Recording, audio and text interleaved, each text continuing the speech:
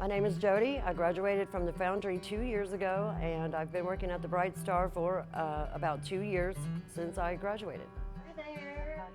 I was probably about 31, had surgery, and I was prescribed pain medicine for that. Once I had been on those pain medicines for about 3 months, I noticed that I was not feeling good if I didn't have them. You're waking up without them and you're feeling terrible. You feel better when you get it. I was doctor hopping for it. I was hitting my rock bottom. I was spending Christmas with my daughter and her family. I had brought enough medicine, but I ran out.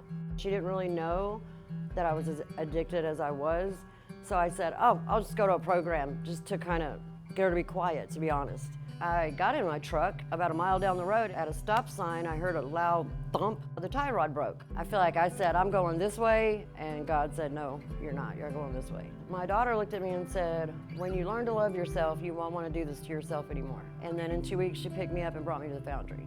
I didn't think I would make it. They almost sent me home, and I almost took that opportunity and I was just gonna leave. But something told me to fight it. I said, just give me one more chance. I woke up the next day and I felt 1,000 times better, and I hit the floor running. I didn't stop. I have something I've never had in life, my own place. I'm taking care of my own bills. I've never done this before. I never want to go back to where I was, so that keeps me going down the right path.